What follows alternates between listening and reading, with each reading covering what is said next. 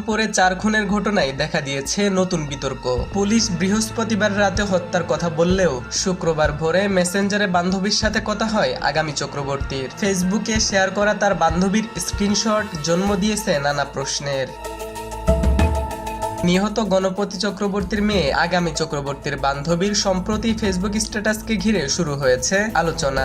তার দেয়া স্ট্যাটাস থেকে জানা যায় আগামী চক্রবর্তীর সাথে মেসেঞ্জারে তার কথা হয় শুক্রবার ভোরে। আগামী চক্রবর্তী জানান আশপাশের বাড়িতে বিদ্যুৎ থাকলেও নেই তাদের বাড়িতে, অথচ পুলিশের দেয়া তথ্য বলছে তাদেরকে হত্যা করা হয়েছে বৃহস্পতিবার রাতেই।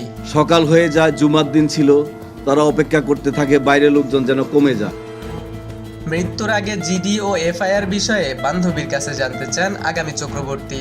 এমন কথোপকথনের স্ক্রিনশট ফেসবুকে শেয়ার করেন তার বান্ধবী। এ নিয়ে নানা প্রশ্ন জন্ম নিয়েছে নগরবাসীর মনে। সচেতন মহলের মতে প্রকৃত ঘটনা আড়াল করতেই 2 আসামিকে দ্রুত কারাগারে পাঠানো হয়েছে। পুলিশের তরফ থেকে দাবি করা হলো যে হত্যার পরেই নাকি বিদ্যুৎ সংযোগ বিচ্ছিন্ন করা হয়েছে, কিন্তু এই এসএমএস-এর যে বক্তব্য সেটি দেখে কিন্তু আমরা স্পষ্টই বুঝতে পারছি যে 5:50 পর্যন্ত যেহেতু তারা জেগেছিল, তার মানে হত্যাকাণ্ডটা তারপরে সংগঠিত হয়েছে।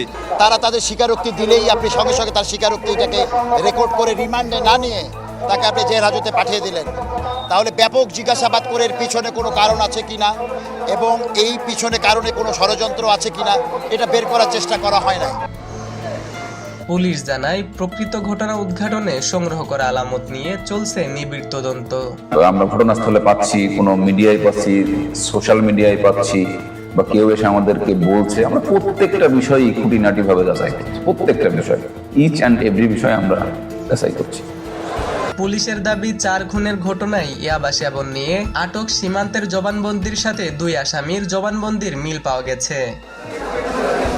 হিমুর রহমান, নিউজ বাংলা.নিউজ, ঢাকা।